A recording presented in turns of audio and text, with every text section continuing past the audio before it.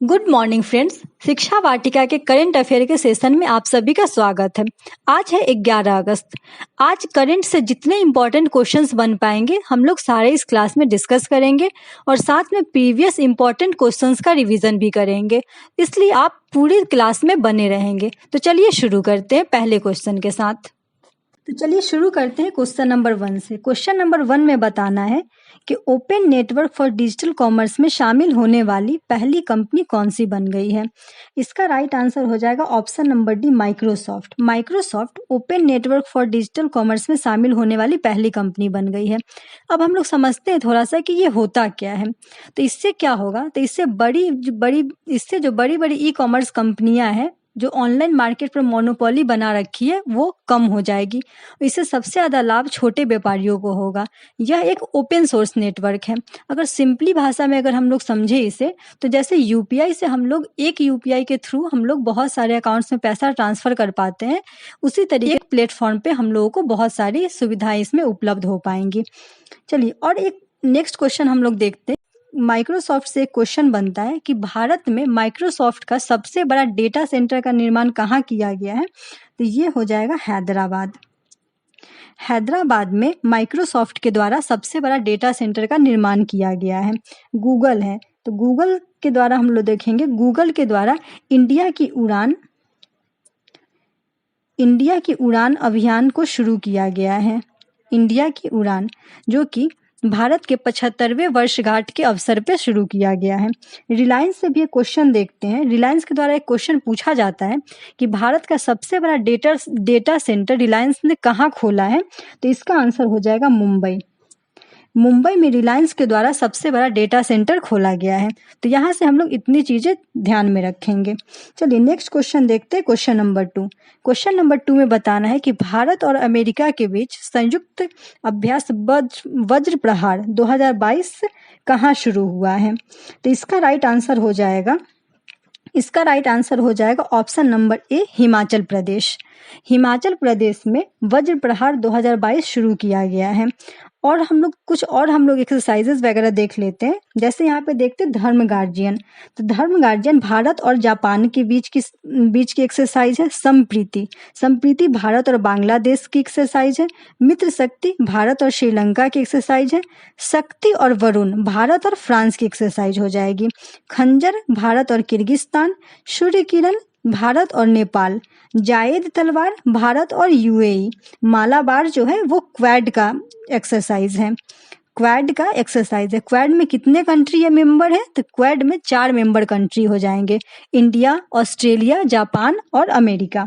युद्ध अभ्यास भारत और अमेरिका के बीच ये अभ्यास है। लेमेटिए सेशल्स और भारत का ये एक्सरसाइज हो जाएगा।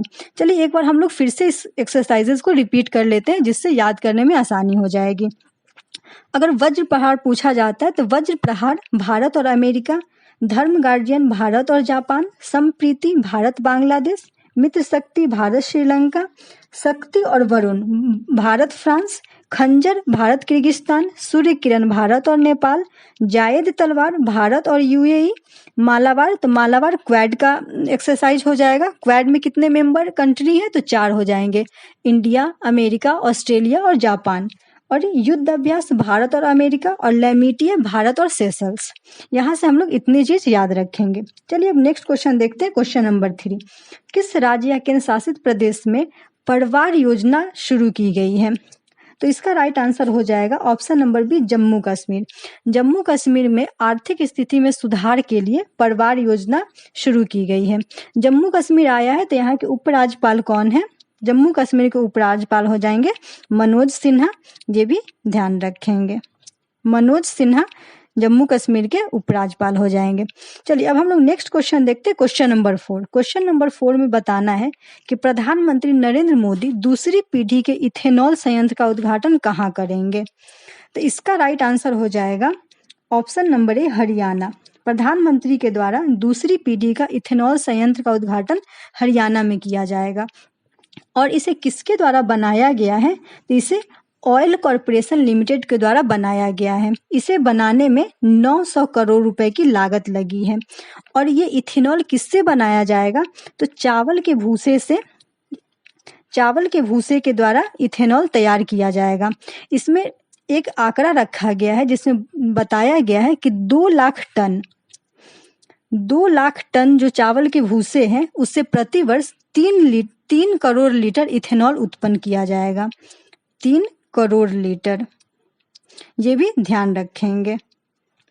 अब देखते हैं इथेनॉल क्या होता है। तो इथेनॉल एक तरह का अल्कोहल है जो पेट्रोल में मिलाकर गाड़ियों में फ्यूल की तरह इसका इस्तेमाल किया जाता है। और अगर हम लोग मुख्यतः देखें तो इथेनॉल के प्रयोग, इथेनॉल गन्ने के फसल से इथेनॉल बनाया जाता है। लेकिन कुछ कुछ वैसी जो फसलें होती है जिसमें शर्करा पाया जाता है तो उससे भी इथेनॉल तैयार किया जाता है। जैसे कि हम लोग यहाँ पे देखें कि चावल के भूसी के द्वारा इथेनॉल तैयार किया जाएगा। और इथेनॉल के इस्तेमाल से क्या फ़ायदा होगा, तो इससे 35% तक कम कार्बन मोनोऑक्साइड निकलता है, ये भी ध्यान रखेंगे, जो कि प्रदूषण के दृष्टिकोण से भी बहुत अच्छा होगा। चलिए और एक और क्वेश्चन हम लोग याद रख लेंगे कि क्वेश्चन एक पूछा जाता है कि भारत में पहला इथेनॉल प्लांट कहाँ लगाया गया, तो ये पूर्णिया बिहार में लगाया गया। ये भी एक इम्पॉर्टेंट क्वेश्चन है, इसको भी ध्यान में रखेंगे। चलिए अब हम लोग नेक्स्ट क्वेश्चन देखते हैं, क्वेश्चन नंबर 5। क्वेश्चन नंबर 5 में बताना है कि गुस्तावो पेट्रो ने किस देश के राष्ट्रपति के रूप में शपथ ली है। क्या हो जाएगा इसका आंसर, तो इसका आंसर हो जाएगा option number A, Colombia. Gustavo Petro ने कोलंबिया देश के राष्ट्रपति के रूप में शपथ ग्रहण किया है। और कोलंबिया आया है तो कोलंबिया की राजधानी हो जाएगी बोगोटा, ये भी ध्यान रखेंगे। बोगोटा कोलंबिया की राजधानी है। और यहाँ की मुद्रा क्या हो जाएगी, तो कोलंबियाई पेसो। कोलंबियाई पेसो यहाँ की मुद्रा हो जाएगी। यहाँ पे हम लोग ऑप्शंस देखें तो दक्षिण कोरिया में हाल ही में राष्ट्रपति चुने गए हैं, तो इनका नाम है यून सूक योल। यून सूक योल दक्षिण कोरिया के राष्ट्रपति हो जाएंगे। फ्रांस के राष्ट्रपति कौन है, तो Emmanuel Macron. Emmanuel Macron France के राष्ट्रपति हो जाएंगे। और इजराइल के प्रेजेंट टाइम में राष्ट्रपति कौन है, तो ये हो जाएंगे इसाक हर्जोग। Isaac Herzog. अब हम लोग देखते हैं कि यहाँ पे राष्ट्रपति आया है, तो राष्ट्रपति से हम लोग कुछ क्वेश्चन देखते हैं। जैसे भारत में भी अभी राष्ट्रपति बने हैं, तो वो कौन से नंबर की हो जाएंगी, तो भारत में 15वें नंबर की राष्ट्रपति हो जाएंगी। कौन है, द्रौपदी मुर्मू। द्रौपदी मुर्मू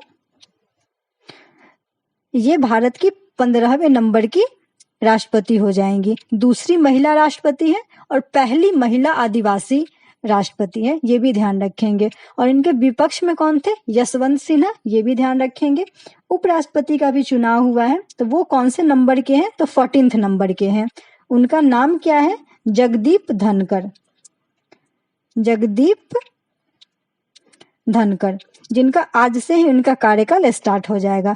इनके विपक्ष में कौन थे, तो मार्गरेट अल्वा। ये क्वेश्चन भी ध्यान में रखेंगे।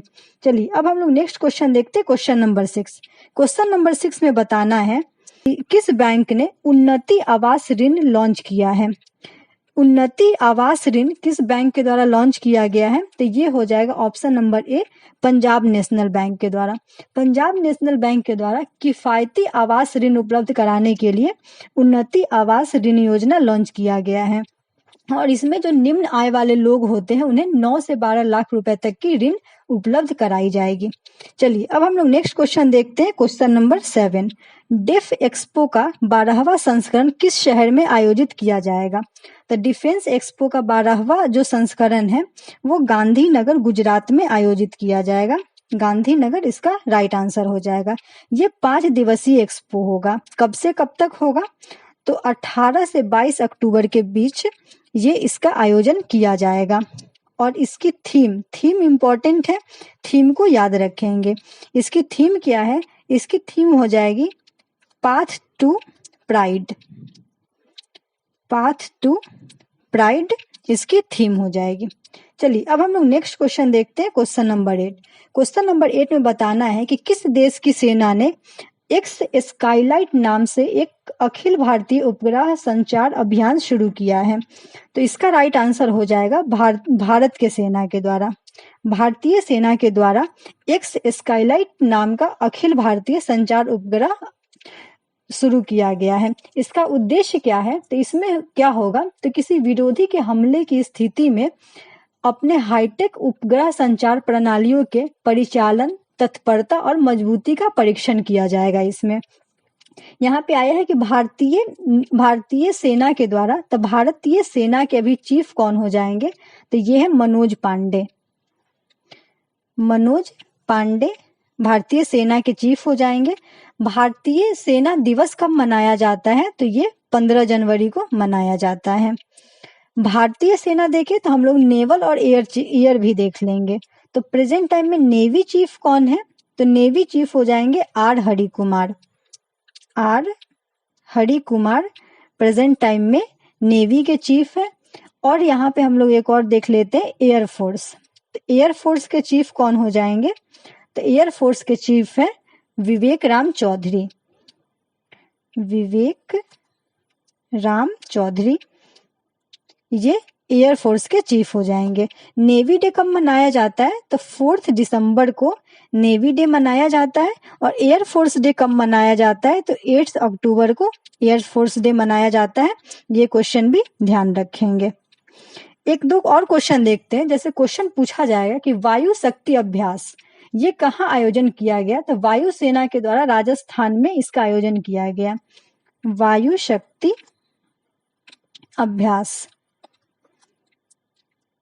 वायु शक्ति अभ्यास वायु सेना के द्वारा राजस्थान में इसका आयोजन किया गया। और भारतीय सेना के द्वारा 3 दिवसीय उत्सव का आयोजन कहाँ किया गया? तो ये जम्मू कश्मीर में किया गया।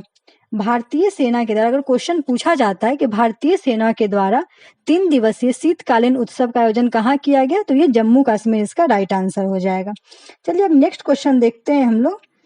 Question number 9। क्वेश्चन नंबर 9 में बताना है कि किस बैंक को नेटटेक्स प्लेटफॉर्म पर पेमेंट गेटवे सूचीबद्ध करने में प्रथम स्थान मिला है? तो ये हो जाएगा फेडरल बैंक। ऑप्शन नंबर ए इसका राइट आंसर हो जाएगा। अब हम लोग देखें कि पेमेंट गेटवे क्या होता है। तो ये एक एप्लीकेशन है जिससे ऑनलाइन भुगतान प्रक्रिया को आसान बना सके। ये एक एप्लीकेशन है, आप इसको नॉर्मली ऐसे समझ सकते हैं। तो इसके द्वारा ही नेटटेक्स प्लेटफॉर्म पर पेमेंट गेटवे सूचीबद्ध करने में प्रथम स्थान फेडरल बैंक को दिया गया है। चलिए नेक्स्ट क्वेश्चन अब हम लोग देखते हैं। Question number 10। हाल ही में भारतीय कृषि अनुसंधान परिषद के महानिदेशक कौन बने हैं? तो इसका राइट आंसर हो जाएगा ऑप्शन नंबर ए हिमांशु पाठक। हिमांशु पाठक जो है भारतीय कृषि अनुसंधान परिषद के महानिदेशक बने हैं। अगर आपसे पूछा जाएगा कि भारतीय कृषि अनुसंधान परिषद के अध्यक्ष कौन होते हैं, तो ये जो केंद्रीय कृषि मंत्री होते हैं ये अध्यक्ष होते हैं। तो प्रेजेंट टाइम में कौन है कृषि मंत्री? तो ये हो जाएंगे नरेंद्र सिंह तोमर। नरेंद्र सिंह तोमर प्रेजेंट टाइम में केंद्रीय कृषि मंत्री हैं। भारतीय कृषि अनुसंधान परिषद की स्थापना कब की गई थी? तो ये 16 जुलाई 1929 को इसकी स्थापना की गई थी। हेडक्वार्टर भी याद रखेंगे। हेडक्वार्टर कहाँ है? तो हेडक्वार्टर इसकी हो जाएगी नई दिल्ली। नई दिल्ली इसकी हेडक्वार्टर हो जाएगी। यहाँ से इतनी चीज याद रखेंगे। ऑप्शंस भी हम लोग देख लेते हैं। यहाँ पे ये हो जाएगा तरुण कपूर। तरुण कपूर तो ये प्रधानमंत्री के सलाहकार हैं। विवेक कुमार तो ये विवेक कुमार जो है प्रधानमंत्री के निजी सचिव हैं। और प्रदीप चंद्र नायर कौन है? तो ये असम राइफल्स के महानिदेशक हो जाएंगे। ये भी ध्यान रखेंगे। चलिए नेक्स्ट क्वेश्चन देखते हैं। Question number 11। क्वेश्चन नंबर 11 में है कि कॉमनवेल्थ गेम 2022 में पदक तालिका में कौन शीर्ष पर रहा? तो इसका राइट आंसर हो जाएगा option number A Australia. Australia Commonwealth पदक तालिका में शीर्ष स्थान पर रहा। और ऑस्ट्रेलिया के द्वारा कितना पदक जीता गया? तो ये भी ध्यान रखेंगे। टोटल 178 पदक जीता गया ऑस्ट्रेलिया के द्वारा, जिसमें गोल्ड कितना था? जिसमें गोल्ड था 67। ये भी क्वेश्चन ध्यान रखेंगे। ऑस्ट्रेलिया नंबर 1 पोजीशन पे था। इंग्लैंड हो जाएगा सेकंड पोजीशन पे। इंग्लैंड सेकंड पोजीशन पे, कनाडा थर्ड पोजीशन पे और अपना भारत हो जाएगा फोर्थ पोजीशन पे। ये भी ध्यान रखेंगे। अब भारत, हम लोग ऑस्ट्रेलिया और भारत का ध्यान रखेंगे क्योंकि ऑस्ट्रेलिया पहले स्थान पे आया, तो इसका भी हम लोग याद रखेंगे। टोटल 178, गोल्ड की संख्या कितनी थी तो 67। चलिए अब हम लोग भारत से कुछ इंपॉर्टेंट क्वेश्चन देख लेते हैं। तो भारत से कुछ इंपॉर्टेंट क्वेश्चन क्या बनेंगे यहाँ पे, तो जैसे अगर पूछा जाएगा कि भारत के द्वारा कितना मेडल जीता गया, तो टोटल मेडल जीता गया भारत के द्वारा 61, जिसमें से गोल्ड था 22, सिल्वर हो जाएगा 16 और ब्रॉन्ज हो जाएगा 23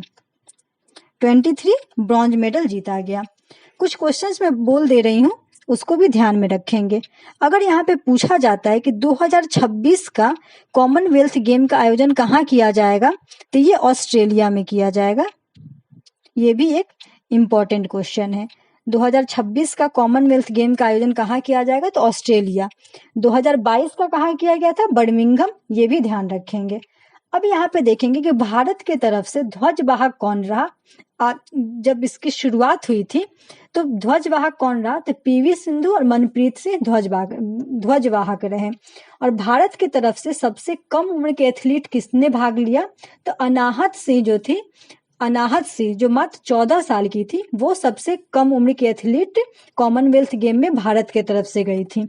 लेकिन अगर क्वेश्चन पूछा जाता है कि भारत के तरफ से सबसे कम उम्र की खिलाड़ी कौन है या कौन एथलीट है जो सबसे कम उम्र में मेडलिस्ट है, तो वो हो जाएंगी शेफाली वर्मा, जिनका संबंध क्रिकेट से है।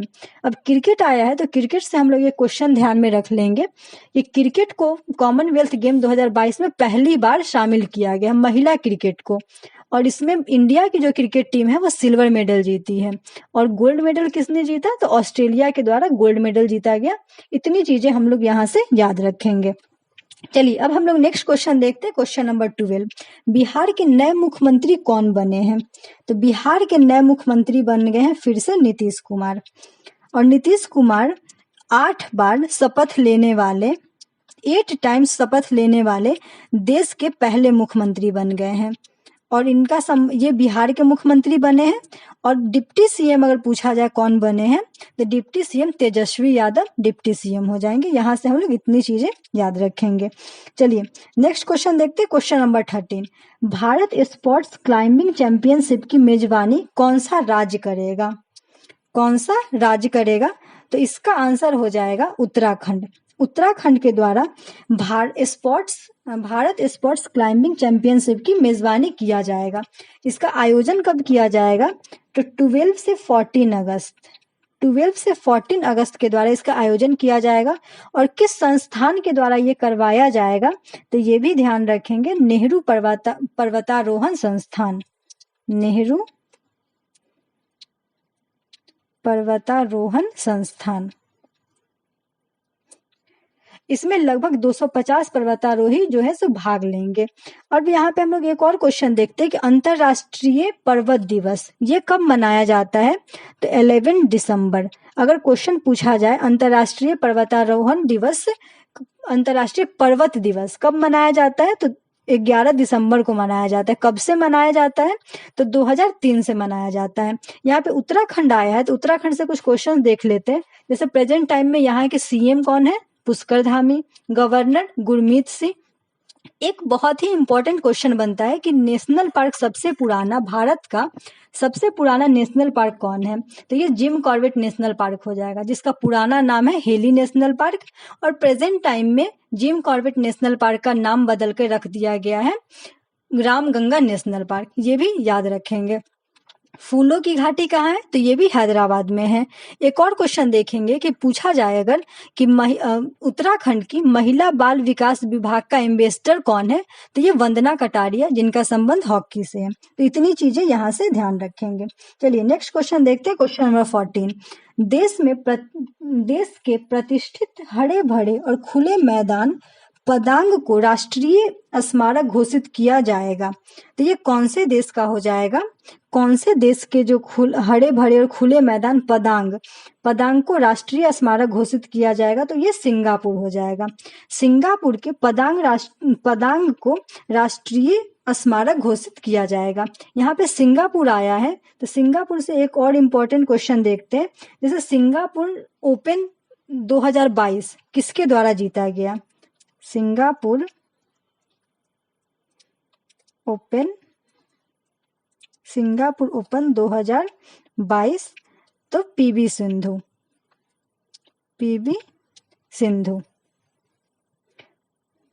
दक्षिण कोरिया है, तो दक्षिण कोरिया से एक क्वेश्चन याद रखेंगे जो कि एग्जाम में पूछा जाएगा, बहुत ही इंपॉर्टेंट है कि नाटो में शामिल होने वाला पहला एशियाई देश कौन है? तो ये हो जाएगा दक्षिण कोरिया। चलिए नेक्स्ट क्वेश्चन और लास्ट क्वेश्चन देखते हैं। किसके पूर्व राष्ट्रपति फिदेल रामोस का निधन हुआ है? आपको यहाँ पे बताना है कि किस देश के पूर्व राष्ट्रपति फिदेल रामोस का निधन हुआ है। तो ये इसका राइट आंसर हो जाएगा फिलीपींस। ये फिलीपींस के राष्ट्रपति हैं फिदेल रामोस। इनकी हाल ही में इनका निधन हो गया है। फिलीपींस आया है, तो फिलीपींस से एक इम्पॉर्टेंट क्वेश्चन याद रखेंगे कि फिलीपींस में हाल ही में मेगी चक्रवाती तूफान आया था। तो आपसे एग्जाम में पूछा जा सकता है कि मेगी चक्रवाती तूफान इसका संबंध किस देश से है? तो ये हो जाएगा फिलीपींस। फिलीपींस की राजधानी कहाँ है? तो ये हो जाएगी मनीला। फिलीपींस की मुद्रा क्या है? तो फिलिपीनी पेसो यहाँ की मुद्रा हो जाएंगी। और प्रेजेंट टाइम में राष्ट्रपति कौन है? तो ये हो जाएंगे बोंगबोंग मार्कोस। इतनी चीजें यहाँ से याद रखेंगे। यही था आज का हम लोग का सेशन। अगर आपको ये वीडियो अच्छा लगा है तो ज़्यादा से ज़्यादा लोगों को शेयर करेंगे। आज के लिए इतना ही, धन्यवाद।